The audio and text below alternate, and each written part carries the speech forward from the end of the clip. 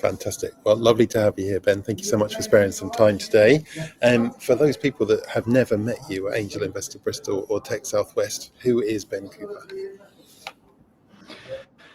I'm Ben Cooper. I'm co-founder of Angel Investors Bristol. We're probably the largest angel group in the Southwest. We've got about 150 members.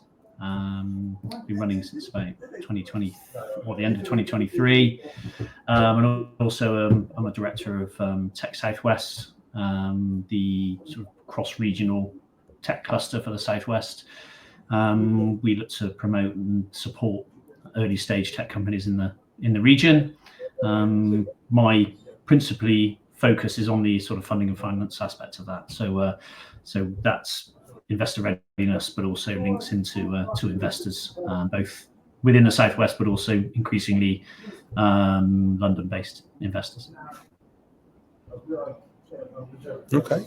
And what's your background, Ben? What brought you to all of this and trying to replenish the Southwest with tech startups all over the place? Yeah, so I spent about 25 years in financial services, everything from starting my own unit trust company to working for AXA Wealth. My sort of last real job, I suppose, was a management buyout of a stockbroker company in Bristol called Rowan Dartington. I was brought in there as initially as the compliance and operational risk person, I suppose, to try and help turn the company around. And then ultimately, 5 years later, we sold the company to St James's Place to be their discretionary fund management function. That was 2016. Spent a couple of years integrating that into St James's Place, and so left there in 2018. And then I was kind of, well, okay, what am I going to do now? I was invited to join an angel group in Bristol called Bristol Private Equity Club by one of our board advisors, and that's what got me into a sort of early stage angel investment. But also I started to do a bit of work with the University of West of England on commercialization of IP, and from there my interest grew in sort of early stage startup, particularly tech businesses. Got more and more involved in the sort of Bristol and Bath sector, and then it just kind of grew from there, really. So why are you so passionate about the Southwest, Ben? Why not just take this to London or Manchester or Birmingham or somewhere? What is it about you in the Southwest? So born in Bristol, studied in Southampton, but came back to Bristol for my first job. Wasn't particularly intending to come back to Bristol, but it's just where my first job came up. I was just south of Bristol in Nailsea, and not necessarily known as a hotbed of financial services, but we were dealing in derivatives and warrants and things like that for clients. So it was an interesting first, and that was kind of that's what got me into I suppose investment and the financial services sector. But I love the Southwest, always done. I spent a lot of time holidaying and spending a lot of time in the Southwest. With great affection for the region. But yeah, so I think it was about building something about where I lived, about building something, recognizing the fact that I wanted to live in the Southwest really, rather than I wanted to live in London, and so I wanted to build something here. Amazing. So you guys have been going a couple of years as this angel in the network, because I think BPEC's now disappeared completely, right? So you are the best game in town when it comes to Bristol and angel investment. Well, so Bristol Private Equity Club, no, it still exists. So what happened was Bristol Private Equity Club had done an amazing job. At the time, so they must be running now for 7-8+ years. they made sort of 35 to 40 investments, invested about 12 million over that period. And I was a member of that group along with the co-founders of Angel Investors Bristol. But I think they got to a point where they had made a huge amount of investments, hadn't experienced a great number of exits at that point, and decided that they wanted to focus on that portfolio, I suppose, and wanted to support those companies with follow-on rather than I suppose using their dry powder on new things. They wanted to use their liquidity and financial resources, I suppose, to support the companies that they currently invested in. So that meant that they closed their doors to new business. So and so myself, John Bonnick and Pete Lockett, all members of Bristol Private Equity Club, we span out of there basically, and with their blessing and created Angel Investors Bristol. About 40 of the members or so of BPEC who wanted to continue to invest in early stage or new businesses came and joined us. We've grown the network since then, really. And what's the stats, Ben? How many investments so far? Yeah, so like I said, we started at the end of 2023, made our first investments last year. We made 3 investments last year, and we've made another 7 already in 2025. So we're up to 10. We've announced 9 of them. We're just talking to the co-investors and the founder of the 10th before we announce that one. And we've got another 3 in our pipeline, which we expect to close probably by the end of July. So it's been a fairly busy first half for us. So yeah, I mean, it's we close, so we kind of semi-close for July and August, sort of the summer months, and then we're back in sort of September when we'll have our next pitch event. So we generally, the way we operate is that we have monthly pitch sessions, physical face-to-face pitch sessions, where normally 2 companies would pitch to our group. So it's probably about 10 in a year if we miss out the sort of couple of summer months. Yeah, and then we get 30 to 40 applications for investment every month. So I think this is an indicator of the demand for investment in the Southwest. But that means that but ultimately we have to filter that down to what we feel are the opportunities which our members will be most interested in. That's not to say the others aren't great investments or great potential investments. I think we've just got to, we're constantly trying to learn what our members would like to see, what our members want to invest in, and therefore we try and find the best opportunities that fit that criteria, I guess. And Ben, what's the sort of average ticket size and average kind of equity percentage that are going with these deals? Don't give away too much of the game, but what broadly are the parameters that the group works to?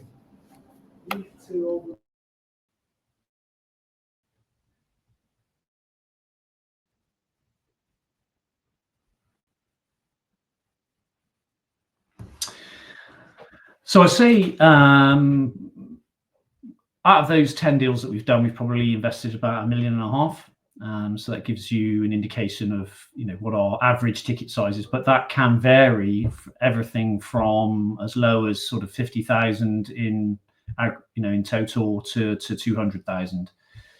It's probably less than I expected as a ticket size when we launched the group. I think it's probably indicative of the nature and of the investment market at the moment. Certainly in private equity, I think you don't have to look far to find indicators that it's difficult for founders to raise money at the moment, certainly from early stage. I think our own report, Tech Southwest report from Q1 showed investment in the Southwest was down sort of 40% year on year. And so, I think whilst we're active and there's lots of deals going on, I think the ticket sizes on the whole are lower than normal. Okay, and what sort of percentage equity is it for that? Well, I suppose off the top of my head, I suppose if we're looking at valuation, so before I answer that question, I'll probably give you an indication of what's going on in the market, I suppose. So we are seeing a lot more investments which we wouldn't normally see as an angel group. When I started the group, what I expected to see was, or be investing in, is a lot of early stage, first raise, SEIS type investments. But what we've found is that we're getting a lot more involved in a lot more.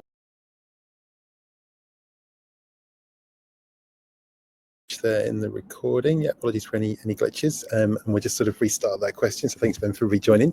The question I think we were just in the middle of was, what sort of percentage equity is it that the group is achieving for those kind of investments? I think you mentioned 50 to 200k, more sort of like second round kind of investments. But what's the percentage equity that involved? Ballpark. Don't need to be specific about the deals.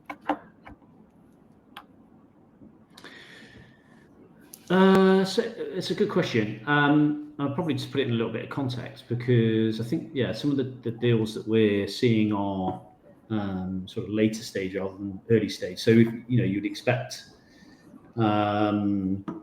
if a company's raising sort of 250 as an early stage first round company, you'd expect it to be giving up sort of 15% or so of the business, a valuation of sort of 1.5-2 million. The valuations that we're investing at probably now are more around sort of 3 to 4 million, because they tend to have revenue. I think that's probably a key. They've got some traction. Probably nowhere near profitability, but they have some revenue, and some of them have got substantial revenues. At the time we invested, Distill, for example, we invested in last year. At the time of investment, probably they were sort of 600,000 annual recurring revenue, driving that to sort of Amazing. 1 million. And so, I mean, and I guess it was the point I was making, is the type of deals that we're seeing at the moment. And I think, what's happening is companies are coming further down the chain, looking to fill rounds that would normally be filled with VCs. So, like I said, a couple of deals that we did last year were kind of filling small gaps in larger rounds. And I think in every investment that we've made so far, we've co-invested with a VC. And that's not what I expected to, when I went into this, that's not what I expected to see. I expected it to be this more traditional early stage SEIS, first raise, some angels, groups of angels getting together and filling the round. But which, it's great. It's great for us because we're getting to see some really interesting companies that have really got traction at valuations that are relatively attractive for what for the revenue they're generating. What it is bad for is early stage companies who are looking for that first raise, because we haven't done. I'd say that predominantly most of our investments are EIS now, and I was expecting most of them to be SEIS. So we've done a few SEIS, but predominantly it's EIS. And I think that's just it's just the nature of the market at the moment, and where companies are having to, as I said, move a bit further down the chain to try and complete those rounds. I'm not sure if that answered your question. No, that's great. Thank you very much. But it's those are the types of valuation so if we're seeing sort of 200,000 at a 4 million valuation. Okay. And what's the sort of number one criteria for you when you're picking an investment? What's the deal breaking moment for you? Is it about team? Is it about traction? What is the magic factor?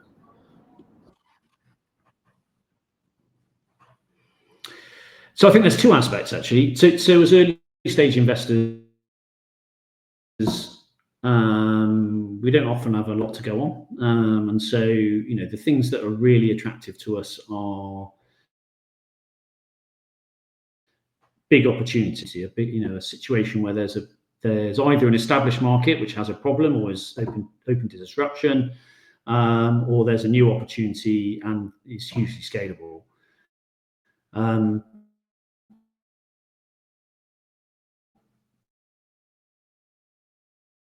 then the other key aspect is, does the team have the ability, or do we feel the team time analysing the proposition? What the proposition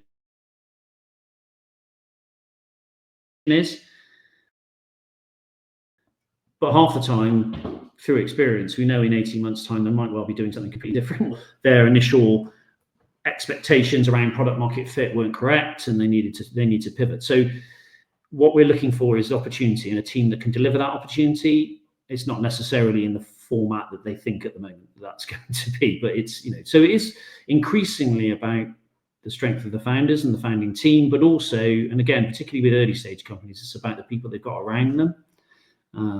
Those advisory boards, those people they've got helping them, that network, that knowledge, and the commercial aspect of the commercial knowledge. So the number of times we see companies who are technical, but don't have that commercial edge, and we need to see that commercial edge. It's super interesting, Ben. Thank you so much. So I've got 2 questions to round you out today. Firstly, what is your superpower? And secondly, what is your best advice for an early stage founder looking to raise money right now? Wow, what's my superpower? I think my superpower is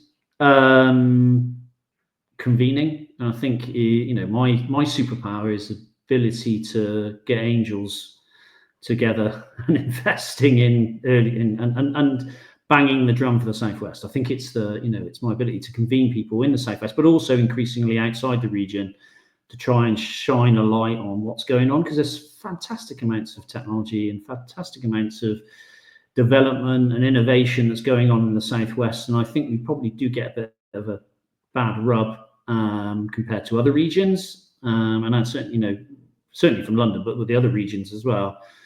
We don't get a lot of attention from central government. We don't get a lot of attention. There's a great deal of attention sort of Midlands and upwards. There's not a lot in sort of south and down, across and down. And so what we're trying to do with my Tech Southwest hats on is what we're trying to do is shine a light on the fantastic technology, clean tech, defense, energy security, food security. They're all real big strengths of the Southwest. And there's, like I said, there's a lot of great stuff going on. The superpower that we have as Tech Southwest, we have as Angel Investors Bristol, I think, is the ability to showcase that and reach out to the rest of the UK and say, look, this is great. This is what's happening. You don't just have to invest in London. There are amazing opportunities down here in the Southwest as well. To your second question, what's a founder got to do, I suppose, to get investment? And I think you've got to think about your team, the strengths and the gaps you've got in your team, and how you're going to fill those gaps. Think very carefully about your journey of attracting talent, your journey of filling those gaps and recognizing your weaknesses. Okay, so what the most refreshing thing I can come across is when you come across a founder or founders in a company, in the first, when you're talking to them, they say, look, I realize I'm not going to be the CEO of this company in a few years' time. That's not my strength. My strength is the technology. My strength is this, that, the marketing or the branding. I know we're going to need to bring someone in to replace me going forward. And that is the most refreshing thing that you can see, where people recognize their skills, they recognize the limitation of those skills. And that's not to say they're not going to grow as people, and they're not going to develop skills and wisdom and knowledge along the way, and they may well transform into those people, but they do recognize the fact that they need the person they need to run the company in a few years' time is going to be different to the one they need now. And that's always a refreshing thing to see. So I think for founders, particularly spin outs, things like that, is recognize this thing's got to be sold. There's got to be a commercial aspect to this, and you might have the best tech in the world, but if you don't sell it, you won't succeed. So recognize the fact that you're going to need a commercial co-founder, or you're going to need commercial support. You're going to need a real, great salespeople, and also recognizing that salespeople are probably going to be the best paid people in your company, and that's not a bad thing. These sound all like very American traits you're talking about here, Ben. This kind of self-awareness of a stage that you're good for and a stage that you're bad for, and that salespeople are the best paid people in the company and stuff. You know, do you have American training? Is that where this has all come from? No, not at all. I think it's just been developed through. So we were kind of PE backed, and that for our purchase of Rowan Dartington, and so I think there was a real aspect. Obviously, so there's a big commercial aspect on that about how we can grow the value of the business, how we can grow the business itself, and that's kind of drilled into me. I think I think it's just since I did a business degree, and it's always been my the great thing about the degree I did a long time ago. I have to say, there's a lot of the lecturers, etc., were consultants, and they had other consultancy firms, and they were doing real work. I suppose they had jobs, and their lecturing and their positions at the university were aside to having businesses of their own, and I think that kind of commerciality was kind of drilled into me at that point as well.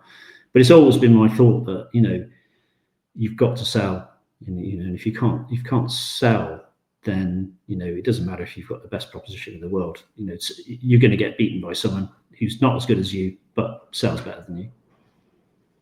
Thank you for that, Ben. It feels like we should finish off with some shameless plugs. So why don't we start with what was the business school that you went to, and also if people want to apply for funding with Angel Investment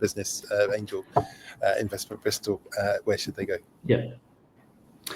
So I actually went to what was at the time Southampton Institute of Higher Education, which is now Solent University. So I did very badly in my A levels. Went through clearing. And I think it was probably the best thing that could happen to me, because exactly the place I went to get my degree was full of people who were professionals. The lecturers were professionals, and that I think was a huge benefit. I don't, in a way, I don't regret I don't regret not working on my A levels now, although that's not what I tell my children. But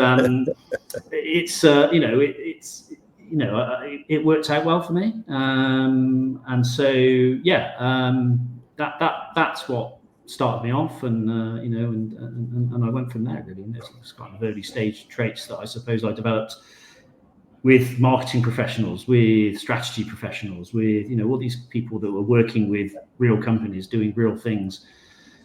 I had an inkling a lot of the work we were doing was actually for them half the time, and so that's things that they might have been working on. So that's how it works. That's how it works. And absolute fair play to them. Yeah, absolutely. I would have done the same.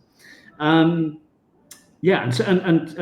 for your second question around Angel Investors Bristol, so I get approached a lot from obviously, understandably, being I suppose one of the faces of early stage investment in the Southwest. I get approached a lot, but the best way to get into our pipeline is to go to our website, and it's angelinvestorsbristol.co.uk.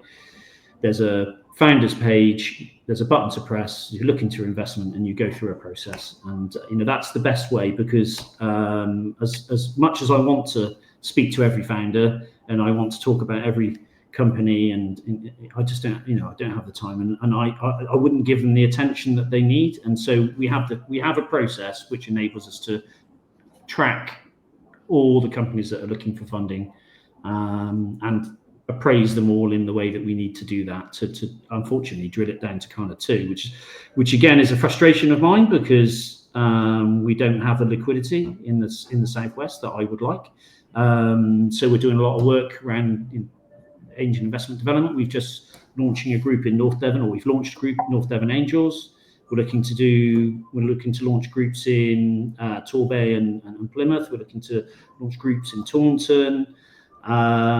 New groups are sprouting up. Cornwall Angel Network. There's a new group in Gloucester investing in cyber, Cheltenham investing in cyber.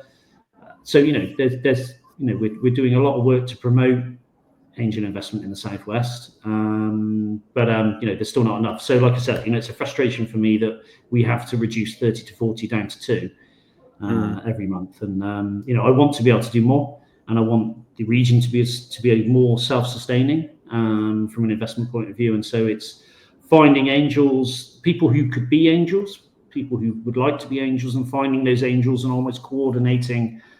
Because one of the disappointing stats is that angel investment that's done in the Southwest, about 85% of that funding actually leaves the region. It's to companies that are outside the Southwest.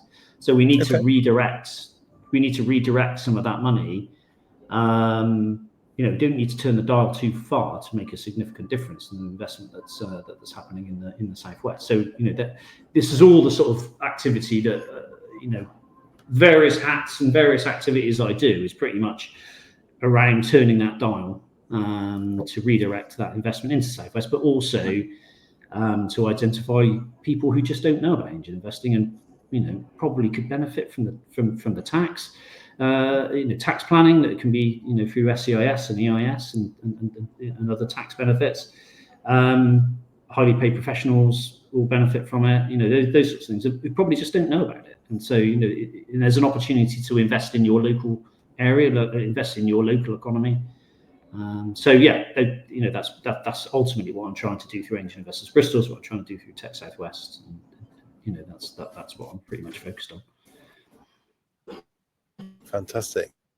Listening to this, and they've got a coming up this year. Now's the time to go and talk to Ben and sort that out, and put a little bit through an SEIS or an EIS raise. Okay, but thank you, Ben. It's been a technically glitchy day today. I really appreciate it. Yeah, sorry about that. Yeah, I think bringing your message across, right? The whole goal of these podcasts is empathy and being able to show how an investor role and a founder role kind of fit together. I really appreciate the gift that you've given the community today with sharing your story. Thank you so much.